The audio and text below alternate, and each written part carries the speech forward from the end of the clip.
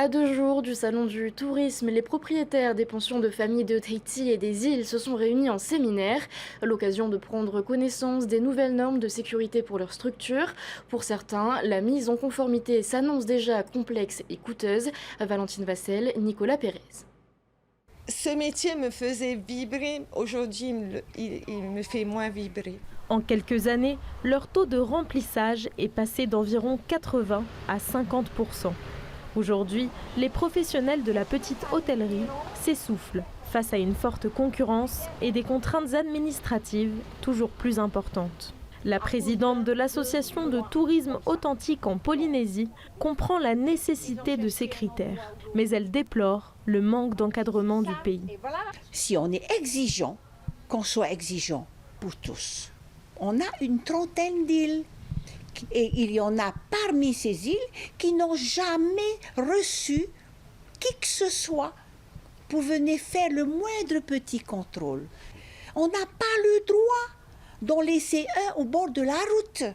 Sinon, comme je le disais dernièrement à la Chambre de commerce, retirez-moi alors ces îles de cette appellation touristique.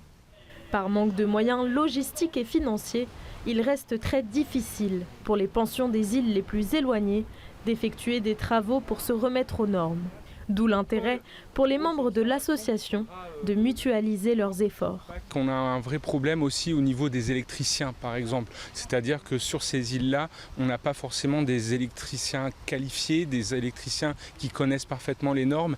Et donc c'est là où joue le rôle de l'association, c'est là où peut jouer un rôle le bureau de contrôle. C'est en les accompagnant, en les guidant pour faire en sorte que leur pension soit, je le disais tout à l'heure, accueillante et en sécurité.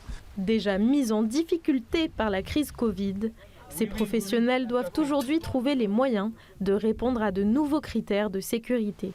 Des contraintes que leurs concurrents de premier rang, les Airbnb, ne connaissent pas, selon Garina, propriétaire d'une pension à Fakarava. Honnêtement, je suis un peu dépitée.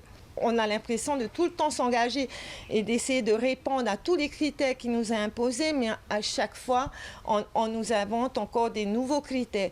Mais à côté de ça, je tiens à rappeler quand même qu'il y a les meublés du tourisme qui reçoivent exactement les mêmes personnes dans leur maison, dans leur logement, dans leurs hébergements, qui, eux, n'ont pas cette obligation de contrôle de sécurité, ce qui me paraît très injuste. Le salon du tourisme, du 6 au 8 septembre, devrait leur servir de vitrine et rebooster leur activité.